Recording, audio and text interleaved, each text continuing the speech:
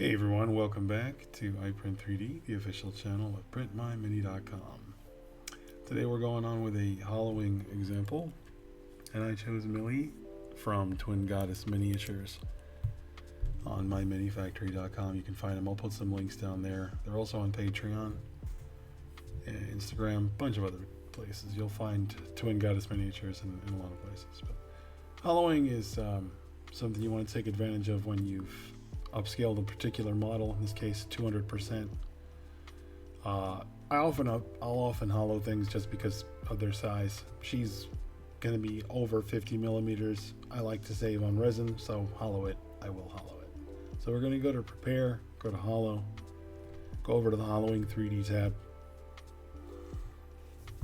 and then you want to choose a thickness, which in this case I'm going to go with about 1.2.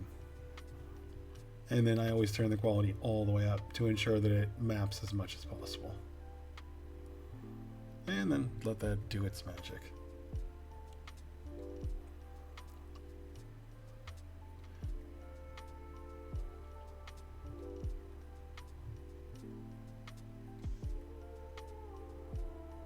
Okay, now let's check out the interior. I'm always going to have something to block off, so this is kind of important to look for. Alright, the axe and the arms. Yeah, okay. Let's block.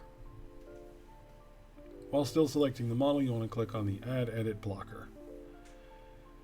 In this case, I'm going to use the balls, since they're nice to mix shapes with. I don't really like to warp, twist, or manipulate the shapes too much to try to get them to block one particular object. I actually prefer doing it like this. It actually works really well for me, so if anybody else has any other suggestions, drop a comment. I'd love to hear how you do it. Some people don't hollow at all. Some people only hollow at a certain size. I prefer to do it with a lot of bigger or medium-sized models. I think it does help overall with the actual build process too. It's a lighter material when it gets printed. It's less overall material when it prints, so. I'll block off the piece of the hair there as well. I believe I should block off the arms. I'm going to take a look at what we got now that I've manipulated that a little bit.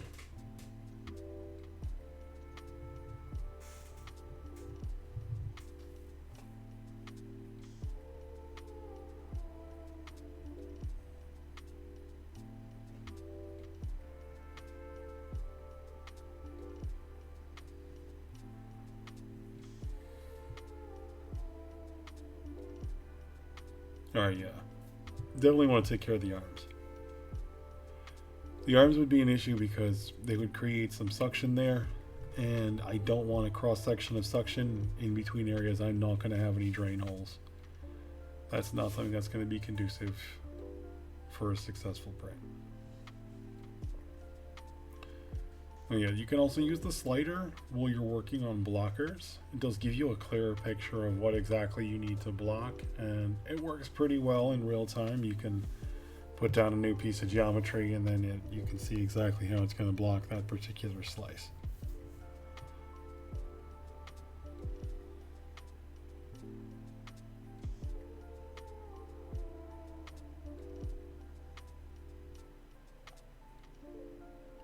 I think in this particular case on the arm that might be enough.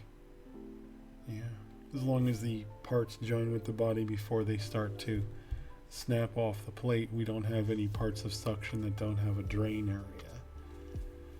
Right there, we do. Got a block. There you go. Okay.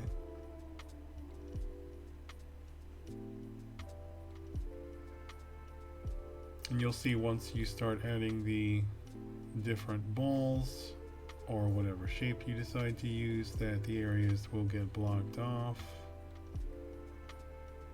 Progressively you'll have less and less hollow space, but what we're trying to accomplish is a streamlined shape, or at least as streamlined as you can get it, because you want the resin to be able to flow through the object. You want it to be able to print smoothly without a lot of cross sections that are going to create suction.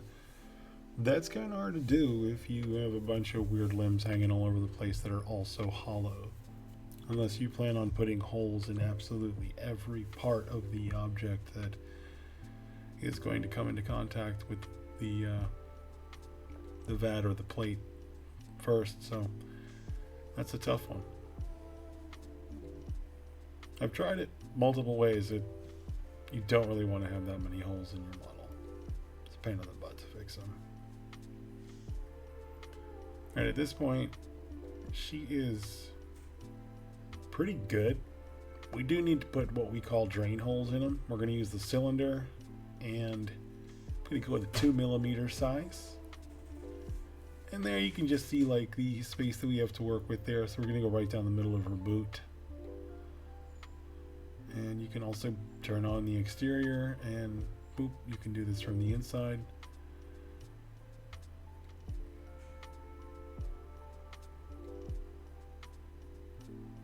And we need to repeat that process on the other foot. And you can see, you know, it's not really going to be in any place that's noticeable. It's the bottom of her shoe. You can easily put some putty in that and fill those holes and then sand it up, and it'll look fine. The other one's going to be in the bottom of her foot, which is even better. And then we're also going to need some holes on the inside of her body, because part of her butt is actually going to contact first, and I can't really avoid that. So that part of her, fortunately, is going to contact the chair, so it's not really going to matter. Those holes are going to be completely covered up by the other aspect of the model. And there we go. She's ready. She's got her hole, she's hollowed out. And if you're wondering about the chair, the chair is just there for position. I'm actually not going to hollow the chair. It's way too small. Sorry, not that it's small. It's too thin. Its parts are too thin. Cool looking chair though. So once you're ready, we're gonna turn off the chair. Then we're gonna export Millie herself. This is actually a function in Lychee Pro. I don't know if this is a full function in any of the other versions below it. I don't know if the free version has this support, but if you have the Pro version, you can do this. You can actually go to your export tool, then you will go down to the Export 3D tab. You're going to go over STL and Export 3D file.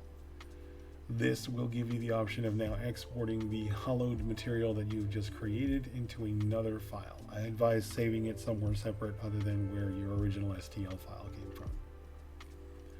Boom, there you go. Now you can re-import this file into a fresh new scene in Lychee, and you'll be able to work with it as a hollowed file that has permanent holes. And because of Lychee's nature of the way it works around drain holes and holes in general, this actually functions far better than its native hole system that it currently uses. So until they fix that, this is kind of how I've been doing my hollowing work. It's a bit of an extra step, but honestly I find that it gives me really good results, and the models get hollowed and the drain holes get where they're supposed to be. Anyway guys, that's about it. Thanks so much for watching. Hope you appreciated and liked some of the information you got here. I hope it was interesting, fun, engaging. If not, well, I mean, hey, there's cooler stuff on YouTube. Anyway, thanks for watching guys again. Appreciate you. Don't forget to hit that comment, like, subscribe, and ring the bell if you want notifications about more content like this.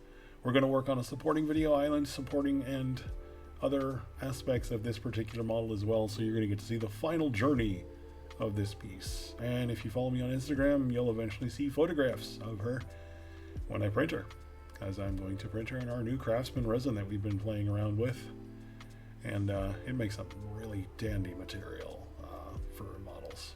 Good stuff. Anyway, thanks again guys. Bye for now.